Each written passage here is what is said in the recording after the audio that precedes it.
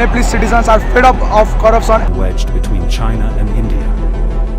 আপনি কি জানেন সম্প্রতি নেপালে কাঠমান্ডুতে একটি অভূতপূর্ব আন্দোলন শুরু হয়েছে যা কিনা ইতিহাসে নতুন এক অধ্যায় লিখছে।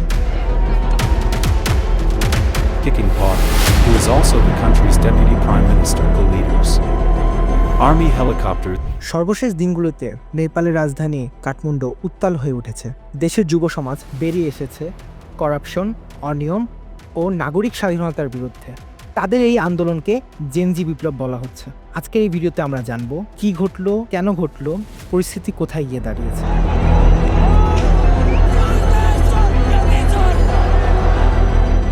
সবকিছু মোটামুটি শান্তিপূর্ণই ছিল যতদিন না দেশের ২৬টি সামাজিক যোগাযোগ মাধ্যম যেমন ফেসবুক, ইউটিউব, এক্স, হোয়াটসঅ্যাপ দেশের নিয়ন্ত্রণে আসার জন্য নিবন্ধন বাধ্যতামূলক করে দেয়। জেনজি অর্থাৎ তরুণ প্রজন্ম রাস্তায় নামে।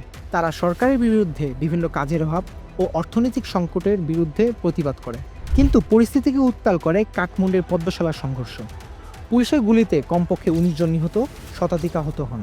সামাজিক মাধ্যমের চাপে সরকার দ্রুত নিষেধাজ্ঞা প্রত্যাহার করে। কিন্তু এটি একমাত্র পদক্ষেপ নয়। প্রধানমন্ত্রী কেপি শর্মা ওলি পদত্যাগ করেছেন। সংঘর্ষে শিশুসহ সাধারণ মানুষের মৃত্যুর ঘটনায় জাতিসংঘ সহ বিভিন্ন মানবাধিকার সংস্থা দ্রুত তদন্তের দাবি তুলেছে।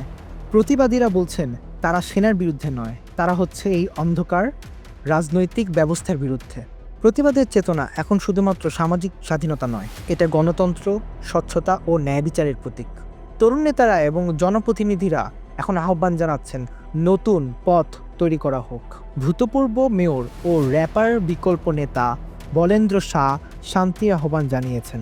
তবে অনেকেই আশঙ্কা করছেন এটি কি শুধুমাত্র সংকটের একটি পর্যায়, নাকি তা নতুন একটি রাজনৈতিক দিগন্তের সূচনা।